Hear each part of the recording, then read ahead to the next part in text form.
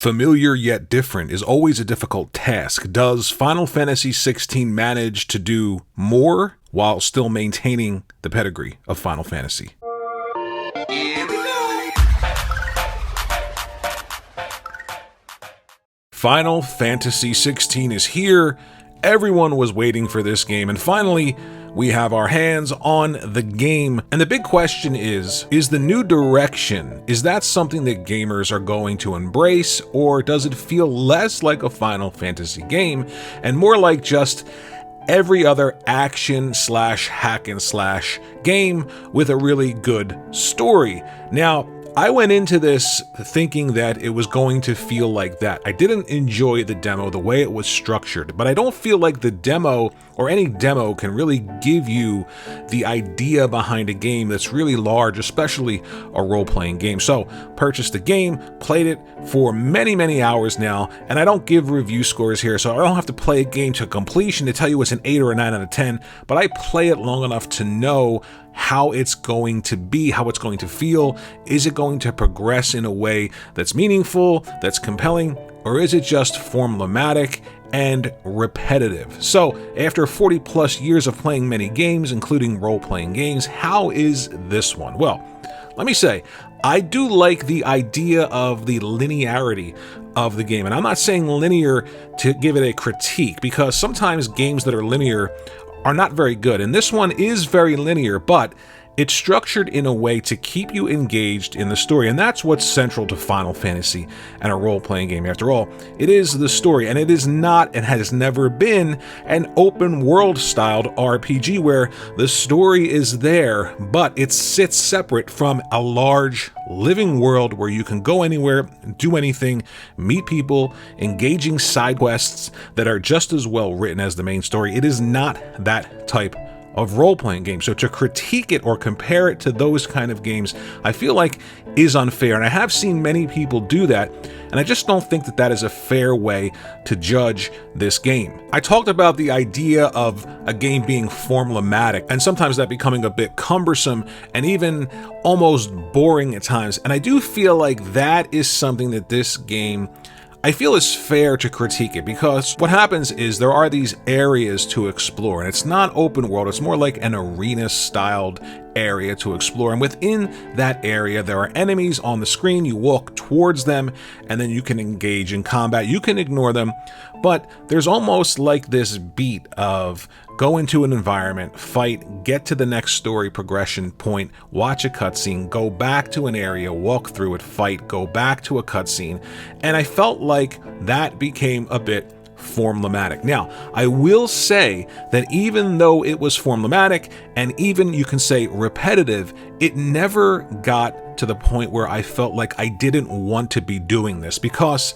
there are many, many, many things in a role-playing game that can make it feel like you don't want to play it. And one of those big things is combat. And if they get combat correct, it never becomes boring. And the combat in this game makes up for that formulaic styled open, semi-open area, explore, fight, get some gear, go back, do it over again.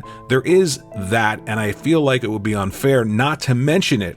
But I do feel like the combat is something that saves the game when it comes to that kind of a structure. Of course, by saves the game, I don't mean that the entirety of the game is bad and that one mechanic saves it. I'm simply talking about that formulaic approach and the fact that the gameplay and the combat well make up for that sense of repetition, at least in my opinion. The story, though, that is central to everything, and that's why this styled RPG, not open world, extremely linear in a sense, is so important, because you are invested in these characters, and each beat along the path as you explore the world, as you do the main line, as you take on quests, each of those keeps you keenly aware of the story. You never lose it in the way that sometimes you do in those really large open world RPGs, where again that story sort of sits off to the side, but there's so much to do because the world is alive and you can walk anywhere or go anywhere that sometimes you forget what's happening. That doesn't happen in this style of RPG, and it doesn't happen in Final Fantasy in general, because as a Final Fantasy game, story is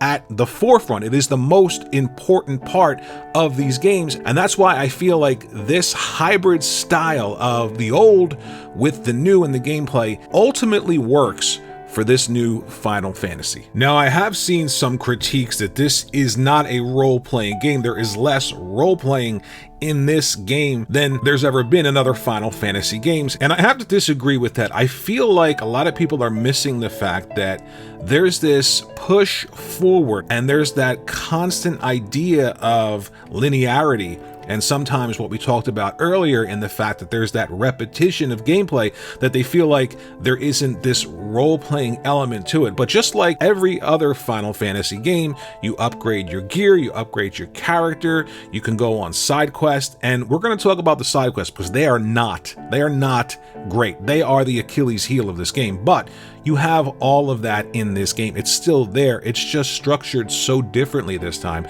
that I feel like people are missing that or feeling like it isn't there because it's so linear, but it is there. Now, just as combat and story are central to any RPG, so too are side quests, and this is where Final Fantasy 16 just completely let me down. I've played so many RPGs that had amazing side quests. Think about an action-adventure game like Hogwarts Legacy. The side quests in that game were so well written and so engaging, they were almost better than the main campaign. That's what you'd expect in a mainline AAA RPG, and here it is just abysmal. I mean, do you want to serve food to people?